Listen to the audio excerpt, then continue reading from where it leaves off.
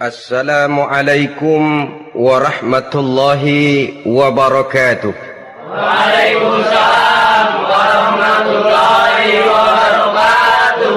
Bismillahirrahmanirrahim. Alhamdulillahi rabbil alamin. Wassalatu wassalamu ala ashrafil anbiya'i wal mursalin wa ala alihi wa ashabihil mujahidin at-tahirin, amma ba'du.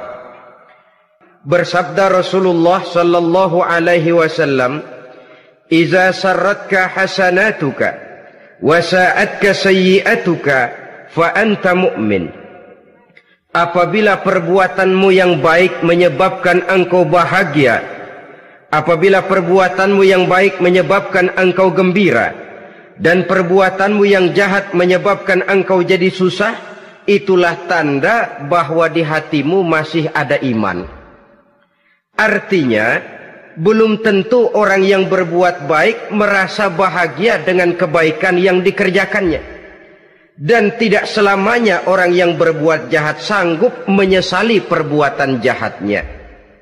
Oleh karenanya, apabila iman masih ada, apabila hati masih hidup, perbuatan yang baik menyebabkan orang gembira, perbuatan yang jahat menyebabkan orang susah dan gelisah hatinya.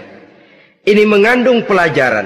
Sekali kita berbuat baik, jangan sekali-kali menyesali kebaikan itu. Sebaliknya, satu kali kita melakukan kesalahan, hendaknya selalu menyesalinya. Kadang-kadang dalam kehidupan, karena orang tempat kita berbuat baik itu rupanya membalas air susu dengan air tuba, kita lalu menyesali kebaikan.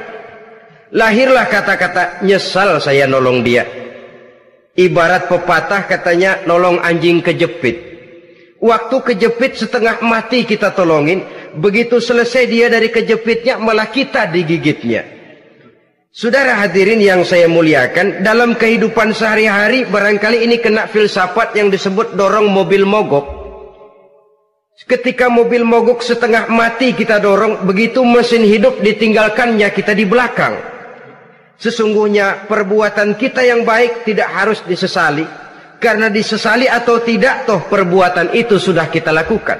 Dan penyesalan atas segala kebaikan hanya akan mengurangi nilai pahala kebaikan itu sendiri. Berbahagialah apabila berbuat baik, walaupun orang yang kita melakukan kebaikan membalasnya dengan kejahatan.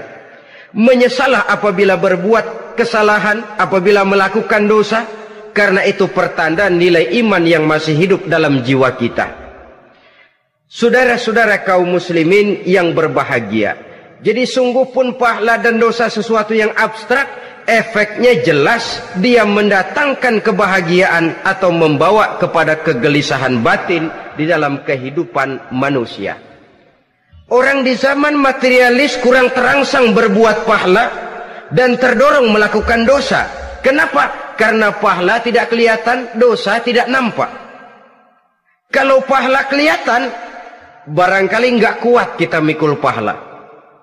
Kalau dosa benjol, umpama tiap bikin dosa palanya benjol, barangkali sudah nggak karu-karuan kepala kita. Baik pahala, baik dosa, sesuatu yang tidak nampak oleh pandangan mata zahir, tapi yang punya efek dalam kehidupan ini. Orang yang banyak pahalanya dengan orang yang banyak dosanya, kalau dia berjalan barangkali sulit kita membedakan. Tapi efeknya dalam kehidupan ini jelas adanya. Sesuatu yang bernama pahala kita perlukan, karena hidup tidak berhenti hingga di sini. Sesuatu yang bernama dosa harus kita hindarkan, karena ada kelanjutan sesudah hidup yang sekarang ini. Kehidupan dari satu pertanggungan jawab. Itu sebabnya Imam Ghazali dalam bahasa yang indah sekali berpesan, "Jaddidis safinah fa innal bahra amiq wa khuziz zad fa innas safara ba'id." Perbarui selalu kapalmu, rawat, jaga baik-baik, dandani kapalmu, fa innal bahra amiq, karena sesungguhnya lautan ini sangat dalam. Satu bahasa yang indah dari tamsil terhadap kehidupan. Perbaiki kapalmu karena lautan ini sangat dalam. Artinya, jaga baik-baik hatimu. pelihara iman dan keyakinanmu, karena hidup ini bagaikan gelombang lautan. Tempo-tempo air tenang, tempo-tempo ombak menggila dan menggunung. Jaga iman baik-baik karena hidup penuh dengan cobaan dan ujian. Itu maksudnya. Wa khuziz zad fa inna safara ba'id. Dan bawa bekal yang banyak karena perjalanan hidup ini sangat panjang. Perjalanan ini sangat jauh. Kita kalau pergi keluar kota tentu saja membawa bekal. Makin jauh kota yang akan kita tuju, makin banyak bekal yang harus kita bawa. Alangkah sengsaranya manusia apabila dia akan pergi ke satu kota yang jauh, modalnya cuma nekat. Bagaimana nanti di sana sajalah. Tidak membawa bekal sebagaimana yang sewajarnya. Hal yang semacam ini senangnya sih belum tentu, keblangsak dan susahnya sudah kebayang. Itu dalam kehidupan di dunia ini. Bagaimana kalau sudah bicara tentang kehidupan yang akan datang? Karena sesungguhnya hidup ini merupakan satu perjalanan yang sangat panjang. Sejak kita tinggal di alam arwah, pada saat jasad belum lagi diciptakan Allah, ruh sudah diciptakannya lebih dahulu. Sampai kemudian kita pindah ke alam rahim, alam kandungan ibu, untuk kemudian berpindah kepada kehidupan dunia. Dari dunia ini kita pindah ke alam barzakh. Di sana tinggal kita 100 tahun mungkin, 100.000 tahun mungkin, 1 juta tahun mungkin, menunggu saat datangnya kiamat. Lalu dari alam barzakh pindah kita ke alam akhirat. Satu perjalanan yang sangat panjang. Alangkah malangnya, alangkah sengsaranya jika tahu kita begitu panjangnya perjalanan hidup ini, tidak ada bekal yang kita bawa. Artinya kesengsaraan, kesulitan yang bertali-tali sudah jelas akan menimpa kita. Kalau pergi kita keluar kota membawa bekal uang, membawa bekal makanan, apa bekal yang mesti kita bawa?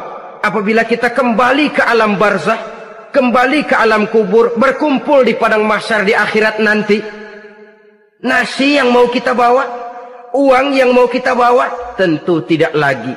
Karena kehidupan materialis selesai di atas liang lahat. Bila masuk kita ke liang lahat, disitulah pahala dan dosa memegang peranan yang sangat penting. Maka pada pertemuan malam ini kita akan bicara tentang pahala dan dosa itu. Saudara-saudara kaum muslimin rahimakumullah, yang dinamakan pahala, kata Imam Ali Al-Jurjani dalam kitab At-Ta'rifatnya, ma yastahiqqu bihi ar-rahmatu wal maghfiratu minallahi ta'ala.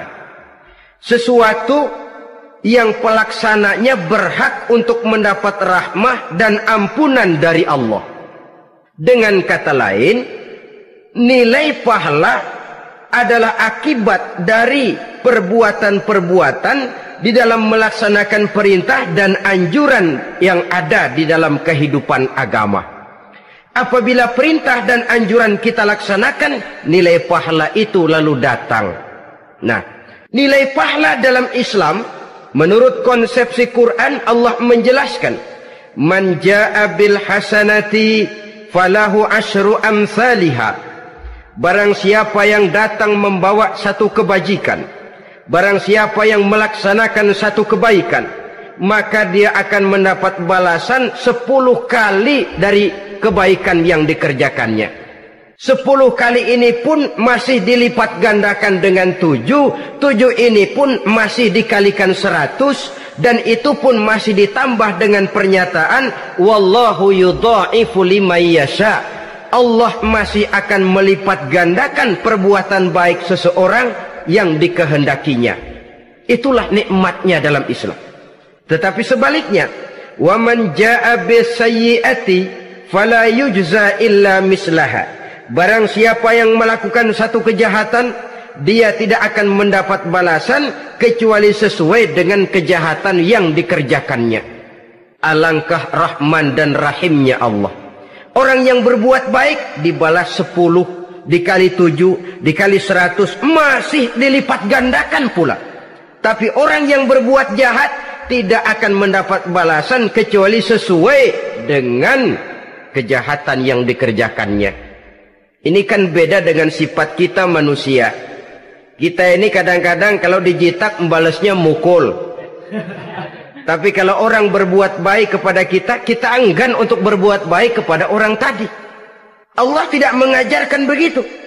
Satu kebaikan berbalas 10. Satu kejahatan berbalas dengan satu kejahatan. Maha Rahman dan Rahim Allah. Bahkan dalam Islam, niat berbuat baik saja mendapat pahala. Sedangkan niat berbuat jahat belum ditulis merupakan satu dosa sampai kejahatan itu dikerjakan oleh orang yang niat tadi. Umpamanya, saudara niat nanti malam giliran pengajian saya mau hadir di majelis taklim. Pas datang waktu malam hujan turun sangat lebat. Saudara berhalangan datang ke majelis taklim, saudara sudah mendapat pahala niat. Tapi saudara niat, nanti malam kalau turun hujan, saya mau bongkar rumahnya si fulan, saya mau curi seluruh harta bendanya.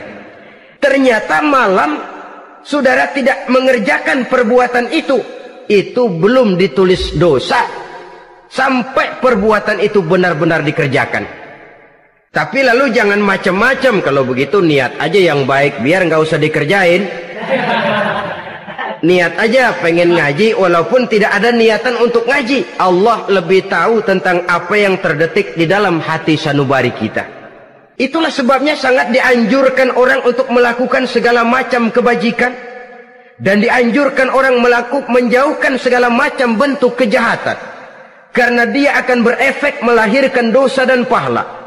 Dosa dan pahala itulah alat untuk memperoleh kebahagiaan di alam kubur, di padang mahsyar, sampai di akhirat nanti. Di dunia ini mungkin segalanya bisa kita beli dengan yang namanya uang. Keamanan kita bisa menyewa petugas untuk menjaga rumah kita.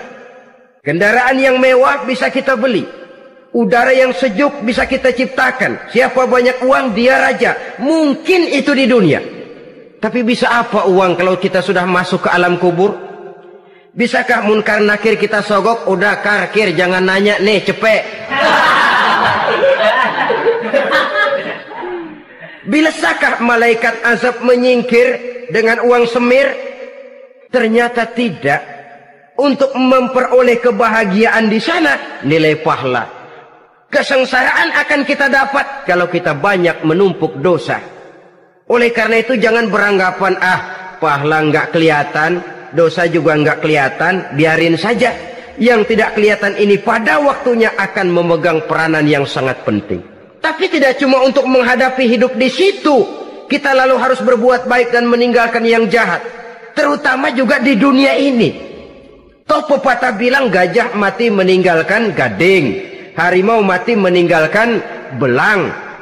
Apa yang akan kita tinggalkan setelah kita mati? Kita ingin jasad kita boleh hancur terkubur tanah, tapi nama kita ingin hidup terus, dikenang orang 100, 1000, bahkan 1.000.000 tahun yang akan datang. Ditulis orang dengan tinta emas dalam sejarah, tercatat kita sebagai orang baik-baik. Saudara-saudara kaum muslimin rahimakumullah. Lalu perbuatan apa yang bisa mendatangkan pahala itu? Saudara-saudara, semua perbuatan yang diperintah dan dianjurkan oleh Allah, yang dikerjakan dengan ikhlas hanya untuk mencapai ridho Allah, mendatangkan pahala. Kadang-kadang menurut pendapat kita remeh, tapi nilainya di sisi Allah besar. Itu pahala. Menghitung pahala itu hak prerogatif Allah. Perbuatan yang ringan Allah mau berikan ganjaran yang besar, itu urusan Allah. Misalnya, kata Nabi, la tahkiranna minal ma'rufi syai'an. Jangan kamu menganggap remeh perbuatan baik walaupun kecil. Jangan merasa sulit melakukan perbuatan yang mengandung pahala. Bertemu dengan teman, muka kita cerah, berpahala. menyingkirkan duri di jalanan berpahala, menolong orang yang sesat, memberitahu orang yang bertanya berpahala. Tidak sulit kalau kita mau. Yang diperintah dan dianjurkan oleh agama itu perbuatan yang mengandung nilai-nilai pahala. Masalahnya cuma tinggal mau atau tidak dan dikerjakan dengan ikhlas. Bertemu teman mukanya cerah, pahala. Menyingkirkan duri di jalanan, pahala. Sodakoh, pahala. Tidak berupa perbuatan, bisa berupa ucapan. Misalnya bersolawat, pahala. Bertasbih dan bertahmid, pahala. Kata Nabi, kalimatani khafifatani 'alal lisan, saqilatani fil mizan. Ada dua kalimat yang enteng di lidah tapi berat di timbangan akhirat nanti. Apa itu? Subhanallah walhamdulillah. Itu kan amalan yang ringan, perbuatan yang mudah saja, tapi nilainya demikian besar dalam pandangan Allah. Jadi pendeknya, perbuatan yang bernilai pahala adalah perintah dan anjuran agama yang dilaksanakan dengan ikhlas semata-mata untuk mencapai ridho Allah, itu mengandung pahala. Niat dasarnya itu harus karena Allah, landasannya harus karena ikhlas. Bukan cuma sekedar basa-basi, tidak karena ingin dipuji orang, tidak karena mengharap tanda jasa, tapi ikhlas semata-mata. Dari perbuatan yang paling kecil dan mudah sekali sampai kepada amalan-amalan yang besar dan memerlukan biaya yang besar, seperti melaksanakan ibadah haji, seperti jihad fi sabilillah, membangun masjid, membangun pondok-pondok pesantren, membangun pusat-pusat kesehatan, membangun jalan-jalan umum, termasuk menjaga keamanan. Jangan dikira loh, siskamling umpamanya, menjaga keamanan kampung tidak berpahala. Kalau diniatkan ibadah, menjaga ketenangan warga supaya mereka tekun ibadah, ikhlas karena Allah, itu juga bernilai ibadah. Keluar kita dari rumah, pergi pagi, pulang sore, peras keringat, banting tulang cari nafkah buat menghidupi anak istri kita. Kalau diniatkan ibadah, melaksanakan kewajiban sebagai kepala rumah tangga, membantu orang tua sebagai anak, itu juga perbuatan-perbuatan yang mengandung pahala. Yang terbaik sesuai dengan bidang kehidupan kita. Ada orang yang dinamakan abid, ahli ibadah, pahala yang paling baik bagi dia banyak-banyak tahajud, sembahyang malam, wirid, zikir, tasbih. Ada yang dinamakan orang alim, pahala yang paling baik buat orang macam ini mengajar, menyebarkan ilmu, mendakwahkan Islam. Ada yang disebut wali, pejabat pemerintah, petugas. Amalan pahala yang paling baik buat orang semacam ini melayani masyarakat, bekerja di bidangnya sesuai dengan profesinya. Saudara hadirin yang saya hormati, jadi dengan demikian perbuatan-perbuatan yang mengandung nilai-nilai pahala ini bisa perbuatan yang menurut kita kecil namun punya nilai besar. Apalagi perbuatan besar dengan biaya yang besar, tentu makin besar juga pahala yang disediakan oleh Allah Subhanahu wa ta'ala. Oleh karenanya, kalau kita bercermin dari ayat Quran, hidup ini kesempatan untuk berbuat baik. Huwallazi khalaqal mauta wal hayata liyabluwakum ayyukum ahsanu amala. Dialah Allah, Tuhan yang telah memberikan hidup dan mati kepadamu untuk menguji kamu, siapa di antara kamu yang paling baik amal perbuatannya. Jadi tidak saya rinci, tapi cukuplah satu penjelasan global.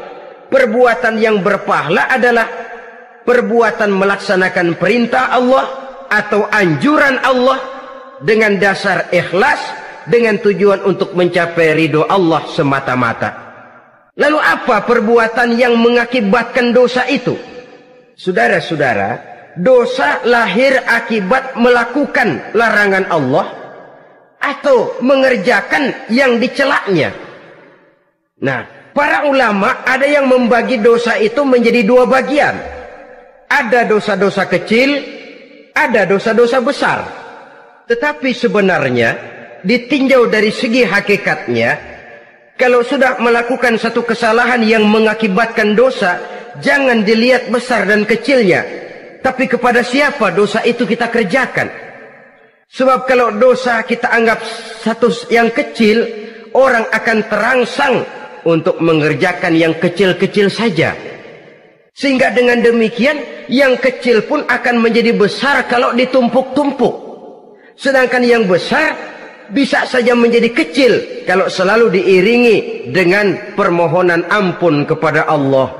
Itu sebabnya para ulama sufi, orang-orang tasawuf mengatakan la saghair ma'al istimrar wala kabair ma'al istighfar. Tidak ada dosa yang kecil kalau dikerjakan terus-menerus, dan tidak ada dosa yang besar kalau digempur tiap saat dengan perbuatan istighfar atau memohon ampun kepada Allah Subhanahu wa taala. Cuma saja pada umumnya karena dosa-dosa kecil itu lebih mudah taubatnya, dan ada janji Nabi, barang siapa yang meninggalkan dosa-dosa besar akan diampuni dosa-dosanya yang kecil-kecil. Oleh karena itu pada kesempatan ini kita akan juga bicarakan apa saja yang termasuk klasifikasi dosa-dosa besar, dengan harapan kita bisa menjaga diri, menyelamatkan diri, jangan sampai terjatuh ke dalam dosa-dosa yang besar tadi. Tetapi bukan berarti kita harus terangsang melakukan dosa-dosa yang kecil. Biarin kecil ini, tobatnya gampang. Dosa kelas teri. Dosa itu kan tidak kelihatan. Lalu terangsang melakukan perbuatan dosa-dosa walaupun kecil, kalau berlarut terus-menerus dia akan tumbuh menjadi dosa yang besar. Oleh karenanya jangan sampai mengundang pengertian kalau kita membicarakan dosa-dosa yang besar lalu terangsang melakukan dosa-dosa yang kecil. Karena bagaimanapun juga dosa kecil dan dosa besar sama dalam arti kepada Allah kita melakukan kesalahan. Dan dosa yang kecil pun kalau bertumpuk dia akan menjadi banyak. Saudara-saudara kaum muslimin rahimakumullah, ada beberapa jenis dosa-dosa besar. Jenis yang pertama asyirku billah, syirik atau menyekutukan Allah. Dari sekian deretan dosa-dosa besar, syirik ini merupakan bapak moyangnya dosa. Dedengkotnya dosa itu syirik, menyekutukan Allah. Bahkan dosa yang lain Allah masih mau mengampuni, tapi kalau sudah syirik, menyekutukan Allah, itu sudah satu dosa yang tidak berampun sama sekali. Oleh karena itu tepat pesan Imam Ghazali tadi, jadi di safinah fa innal bahra amik, jaga iman, pelihara akidah, dandani kapal. Karena hidup ini gelombang lautan sangat dalam, hidup banyak cobaan. Di dalam hidup di zaman sekarang ini, saudara bisa perhatikan, di mana tensi ekonomi tinggi, lapangan kerja sulit, persaingan hidup makin tajam, sifat egois dan individualis tumbuh di mana-mana, rasa solidaritas sosial menurun, sifat gotong royong musnah. Orang mudah potong kompas, potong jalan.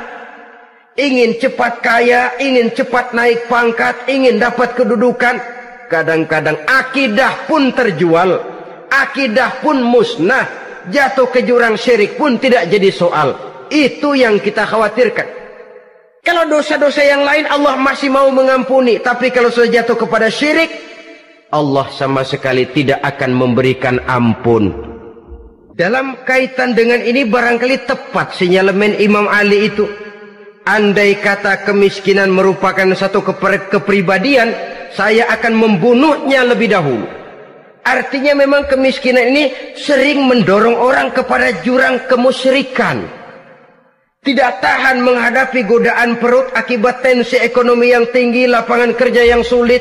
Iman pun jadilah ditukar dengan 3 liter beras. Akidah pun jadilah dibarter dengan 3 bungkus supermi, dengan pakaian bekas, dengan obat-obatan.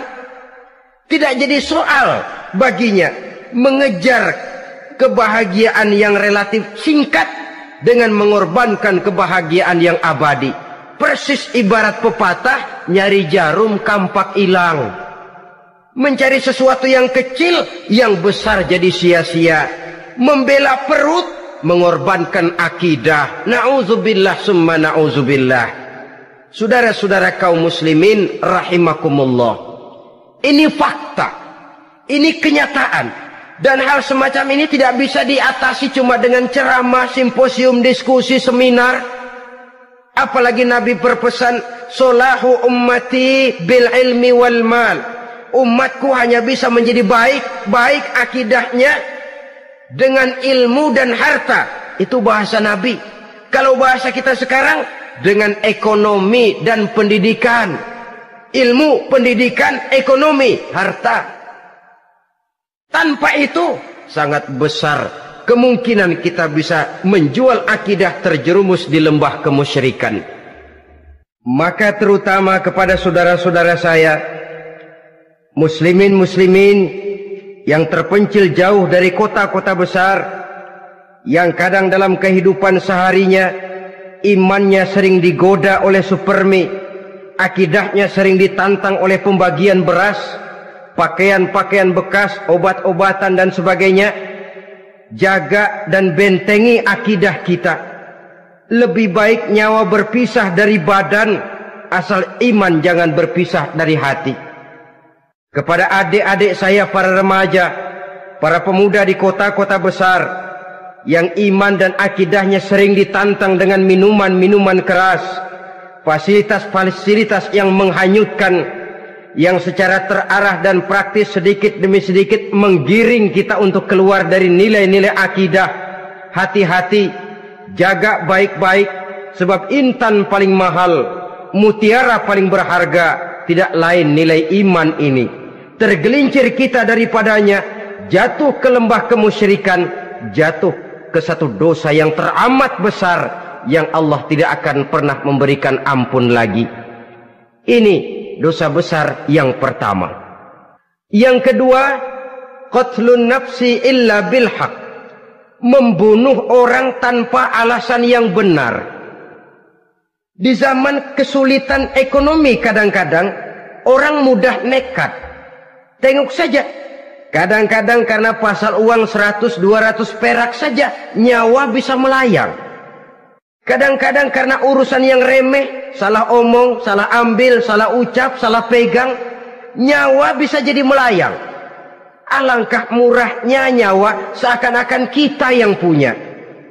Padahal nyawa itu hak milik Allah. Tidak pantas kita merampasnya, tidak pantas kita menghilangkannya dari jasad seseorang. Oleh karenanya, membunuh orang merupakan satu dosa yang sangat besar. Jangankan kepada orang yang seakidah, orang yang lain akidah saja pun, kalau dia hidup berdamai, rukun, berdampingan, kita harus melindungi. Apatah lagi teman seakidah sendiri.